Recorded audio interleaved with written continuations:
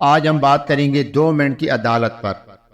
عرب صبح سالار قتیبہ بن مسلم نے اسلامی لشکر کشی کی اصولوں سے انحراف کرتے ہوئے سمرقند کو فتح کر لیا تھا۔ اصول یہ تھا کہ حملہ کرنے سے پہلے 3 دن کی مہلت دی جائے۔ یہ واقعہ عمر بن عبدالعزیز رحمۃ اللہ کے دور میں رونما ہوا۔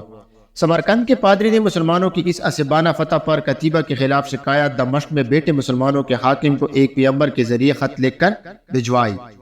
پیغمبر نے دمشق پہنچ کر ایک عالیشان عمارت دیکھی جس میں لوگ رکوع و سجدہ کر رہے تھے۔ اس نے لوگوں سے پوچھا، کیا یہ حاکم شہر کی رہائش ہے؟ لوگوں نے کہا، یہ تو مسجد ہے، تو نماز نہیں پڑھتا کیا؟ پیغمبر نے کہا، نہیں، میں اہل سمرقند کی دین کا پیروکار ہوں۔ لوگوں نے اسے حاکم کے گھر کا راستہ دکھایا۔ پیغمبر لوگوں کے بتائے ہوئے راستے پر چلتے حاکم کے گھر جا پہنچا۔ کیا دیکھتے ہیں کہ ایک شخص دیوار سے لگی سیڑھی پر چڑھ کر چھت کی لپائی کر رہا ہے اور نیچے کڑی ایک عورت گارا اٹھا کر اسے دے رہی ہے۔ پیغمبر جس راستے سے آیا تھا واپس اسی راستے سے ان لوگوں کے پاس جا پہنچا جنہوں نے اسے راستہ بتایا تھا۔ اس نے لوگوں سے کہا کہ میں نے تم سے حاکم کے گھر کا پتہ پوچھا تھا، نہ کہ اس مفروق الحال شخص کا جس کے گھر کی چھت بھی ٹوٹی ہوئی ہے۔ لوگوں نے کہا، ہم نے تجھے پتہ ٹھیک ہی بتایا تھا، وہی حاکم کا گھر ہے۔ پیغمبر نے بے دلی سے دوبارہ اس گھر جا کر دستک دی۔ جو شخص کچھ دیر پہلے تک لپائی کر رہا تھا وہی اندر سے نمودار ہوا۔ میں سمرقند کے پادری کی طرف سے بھیجا گیا پیغمبر ہوں کہہ کر اس نے اپنا تعارف کرایا اور خط حاکم کو دے دیا۔ اس شخص نے خط پڑھ کر اسی خط کے پشت پر ہی لکھا، عمر عبدالعزیز کی طرف سے سمرقند میں تنیات اپنے عامل کے نام، ایک قاضی کا تقرر کرو جو پادری کی شکایت سنے۔ مہر لگا کر خط واپس پیغمبر کو دے دیا۔ پیغمبر وہاں سے چل تو دیا مگر اپنے آپ سے باتیں کرتے ہوئے، کیا یہ وہ خط ہے جو مسلمانوں کی اس عظیم لشکر کو ہمارے شہر سے نکالے گا؟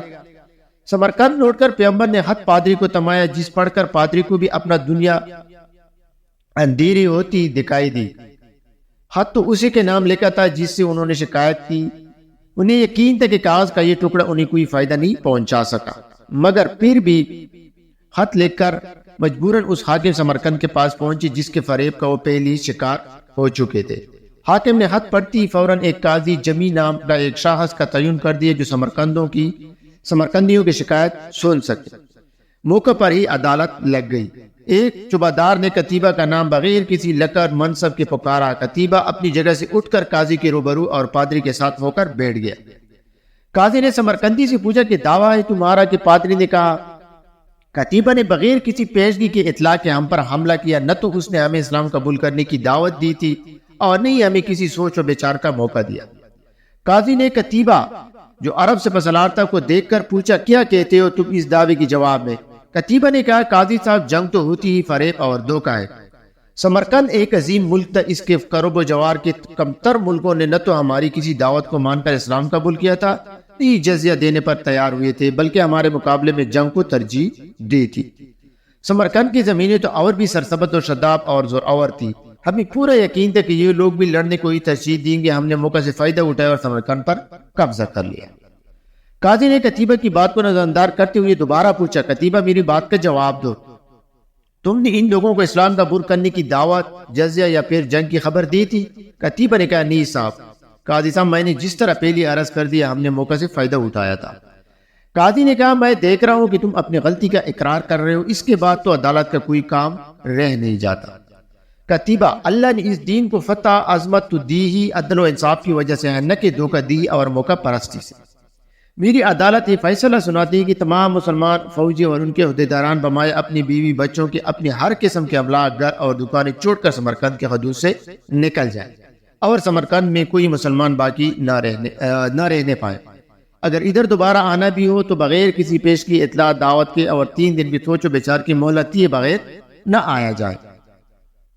پادری جو کچھ دیکھ اور سن رہا تھا وہ نہ قابل یقین بلکہ ایک مذاق اور تمثیل نظر آ رہا تھا۔